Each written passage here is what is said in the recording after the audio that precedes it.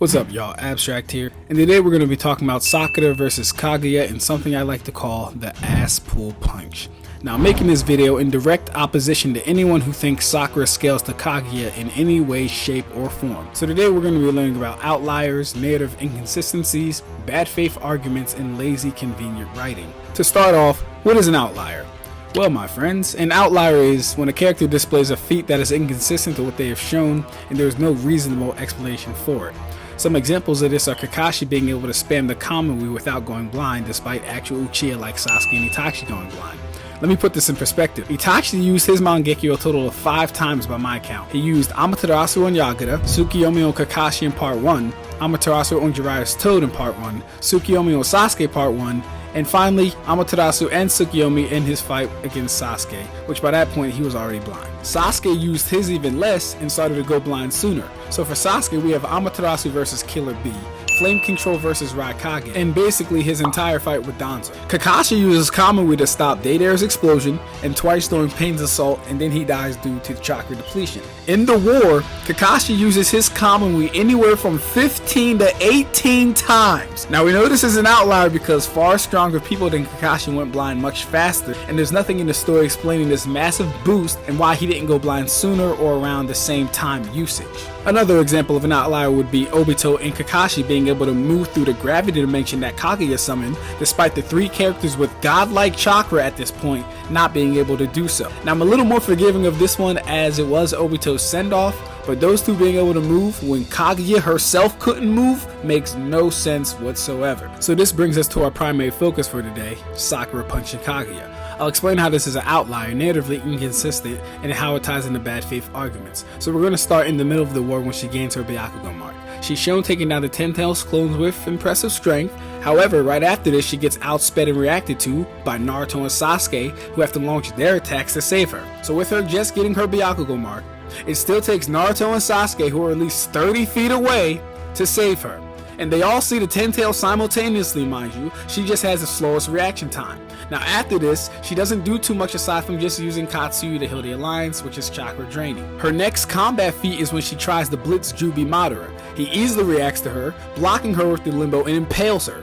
Then his limbo clone sends her, Naruto, and Sasuke flying. Now it's important to note that Madara is the strongest person at this point, and she can't even tag him, let alone Kaguya coming later, taking over Madara, becoming the Ten Tails, and then absorbing all the chakra from the whole fucking alliance. So fast forward, Kaguya comes, she's stated by Sasuke to have more chakra, and it's obvious she's a lot more powerful than Madara. Moving on to the part where they switch to the lava dimension, she gets completely outreacted to by no Sharingan Kakashi. And if you believe that Sakura is somehow planetary or star level, then why the fuck was she about to piss her pants when she saw that lava? Now you may say, well, Ab-Stract, Naruto didn't react either, he was saved by Sasuke. And to that I say the difference is Naruto wasn't worried about himself, indicating that he was going to be fine either way. Oh, and also, when that happened, Sakura had her 100 healings fully active, which means she was at the top of her power. Moving on, during the bulk of the Kaguya fight, Sakura is funneling her chakra to Obito so he can open up dimensions to find Sasuke. She does this to the point where her 100 healings turns off and she almost faints from chakra depletion. And she actually states, and I quote, "I'll give him all the chakra I've got left." So she gives all her chakra to Obito, nearly fainting, then has enough speed to dodge what you would all call a light speed attack by the Ten Tails. And to put the fucking cherry on top, she somehow has enough strength to damage and move Kaguya, who is at this point the fastest character with the most durability. Let's go over all our narrative inconsistencies to what makes this ass pull punch an outlier. Starting with some things I didn't even mention, Sakura forgot to fucking breathe in Madara's presence and acknowledged he could have killed her at any moment. Sakura further states that Madara, of all people, is in a class apart. This is blatantly acknowledging inferiority to Madara and by proxy Kaguya, who is stronger than Madara. Sasuke tells Kakashi that he's in the same boat as Sakura after losing his Sharingan, so both these niggas ain't shit. She reacts slower to Mastered KCM Naruto and EMS Sasuke, which both whom should be relative to. She practically has a heart attack when in Madara's presence. She can't lay a hand on Jubi Madara and gets impaled by him. She reacts slower than no Sharingan Kakashi in the lava dimension, still needing saving by the way. She gives all her chakra to Obito but is able to dodge a light speed attack and punches Kaguya with enough force to make her go downward. Yeah, I think I've proven the narrative inconsistencies pretty well. She's never shown anything on that level against weaker characters or characters on her level. Her punching Kaguya definitely goes beyond what she should be capable of, narratively speaking. She was also out of chakra when she punched Kaguya. Unlike Naruto, Sasuke, and Kakashi, she is never shown given any boost or implied power up to make this feat actually believable.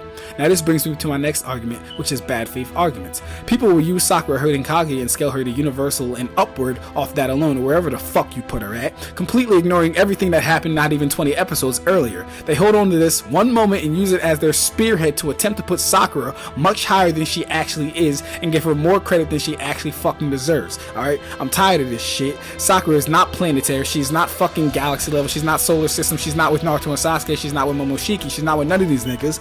And the sooner you Sakura stands realize this shit, the better and the safer the community will be. Alright, goddammit, we going back to real shit. Ain't no way you gonna tell me that Sakura can compete with fucking Kaguya when she was shitting her pants at the sight of fucking Madara, who should be exponentially times weaker than fucking Kaguya.